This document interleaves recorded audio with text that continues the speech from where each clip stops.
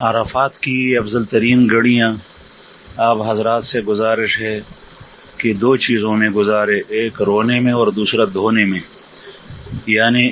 اللہ جل شانہ سے اپنے گناہوں کی مغفرت اور اللہ جل شانہ کے سامنے گڑ گڑانا۔ نبی کریم صلی اللہ علیہ وسلم کے بارے میں حضرت عبداللہ ابن عباس رضی اللہ عنہما کی روایت ہے، جس کا مفہوم یہ ہے کہ میں نے آپ صلی اللہ علیہ وسلم کو عرفہ میں دیکھا اور آپ صلی اللہ علیہ وسلم نے ہاتھوں کو سینے کے مقابل اٹھائے ہوئے تھا اور اس طریقے سے دعا مانگ رہے تھے جس طریقے سے کوئی مسکین کسی سے کھانا مانگ رہا ہو۔ تو اپنے رب کریم کے سامنے یوں دعاؤں کے لیے ہاتھ اٹھائے اور یہاں تک کہ ہاتھ تھک جائے اور کھڑے ہو کر دعائیں مانگی جائے، تھک جائے تو پھر زبان اور دل سے دعائیں مانگی جائے، اور پھر جب کچھ آرام ہو تو پھر ہاتھ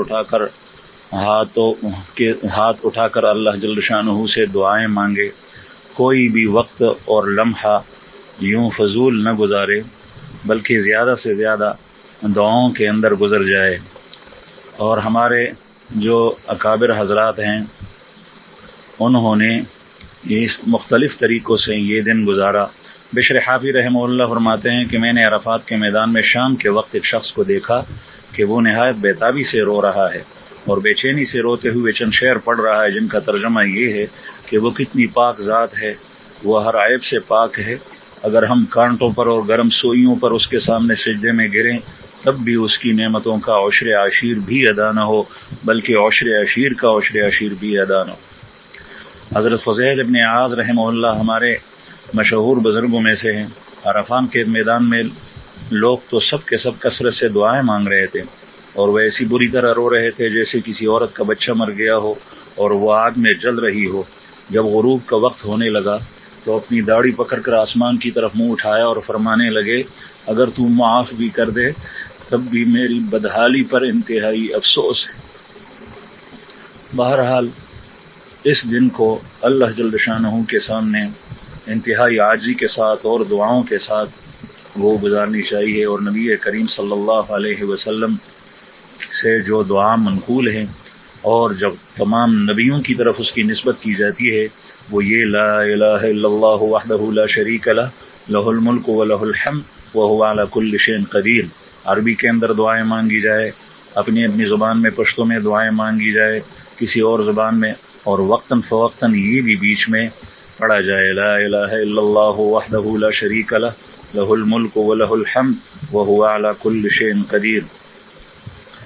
حضرت فضیل ابن عیاض رحمہ اللہ کا ایک دوسرا واقعہ ہے۔ ایک مرتبہ عرفات کے میدان میں ارشاد فرمانے لگے کہ تم لوگوں کا کیا خیال ہے اگر یہ سارا کا سارا مجمع کسی کریم کے دروازے پر جا کر ایک پیسہ اس سے مانگے، وہ کریم انکار کر دے گا؟ لوگوں نے کہا کبھی بھی انکار نہیں کر سکتا۔ فرمانے لگے خدا کی قسم، اللہ جل شانہ کے سامنے ان سب کی مغفرت کر دینا اس کریم کے پیسہ دینے سے بھی زیادہ آسان ہے۔ اللہ تعالیٰ کے کرم کے مقابلے میں یہ کچھ بھی نہیں۔ یہ جو حضرات سن رہے ہیں جو حج میں ہیں تو وہ بھی اپنے لیے دعائیں مانگے، اپنے اعزہ و اقربا کے لیے، اور اس وقت پورے مسلمان دنیا کے انتہائی قسم پرسی کے حالت میں ہے مختلف جگہوں کے اندر، اور ظالمین اور غاصبین ان پہ ظلم ڈھائے ہوئے ہیں، تو آپ حضرات ان کے لیے بھی دعائیں مانگے اور ان کو اپنی دعاؤں میں شریک کرے، خصوصاً وہ کہ جن کو ملکوں کے اندر بمباریاں ہو رہی ہیں، عورتیں بیوائیں ہو رہی ہیں،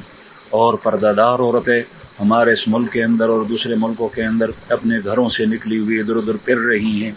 کسی کا شوہر تھا تو وہ مر گیا ہے، وہ شہید ہو چکا ہے، کسی کے بھائی کا انتقال ہو گیا ہے، کسی کے بیٹے وہ سے اجڑ گئے ہیں، تو مختلف ظلموں کے شکار ہیں مسلمان۔ سب کے لیے دعائیں کرے اور مسلمانوں کے اس حال کے اوپر بھی رحم کرے اور اللہ تعالیٰ سے گڑ گڑا کر مانگے کہ اللہ پاک ہمیں اس دین اسلام اور ایمان کی سچی قدردانی نصیب فرمائے۔ اور اس کے ساتھ ساتھ اگر دعا آنا بھول جائے تو یہ دعا کرے، اللہم انی اسألک من خیر ما سألک منہ نبیک محمد صلی اللہ علیہ وسلم ونعوذ بک من شر ما استعاذ منہ نبیک سیدنا محمد صلی اللہ علیہ وسلم وانت المستعان وعلیک البلاغ ولا حول ولا قوة الا باللہ۔ یا اپنی زبان میں کہے کہ یا اللہ، آپ کے پیارے حبیب صلی اللہ علیہ وسلم نے اور دوسرے انبیاء کرام نے اور آپ کے نیک عباد اور صالحین اور اتقیاء اور اہل اللہ اور اولیاء اللہ نے جو دعائیں اس مقام میں آپ سے مانگی ہے، مجھے چونکہ نہیں آتی وہ دعائیں ساری کی ساری، میں بھی وہ ساری خیر کی دعائیں آپ سے مانگتا ہوں، مجھے بھی نصیب فرما۔ اور جن شرور سے ہمارے پیارے پیغمبر صلی اللہ علیہ وسلم نے، دوسرے انبیاء کرام اور امت کے صلحاء و اتقیاء نے پناہ مانگی ہے، ہم بھی پناہ مانگتے ہیں، ہمیں بھی پناہ عطا فرما۔ اس قسم کی دعائیں مانگے، اور ساتھ ساتھ اگر اس بندہ کو بھی یاد کرے، یا جو حضرات میرے یہ پیغام سن رہے ہیں وہ جن کو وہ جانتے ہوں جو حج پہ گئے ہیں ان کو میسج کرے، تو یہ زیادہ مناسب ہوگا کہ ہمیں بھی ان دعاؤں میں شریک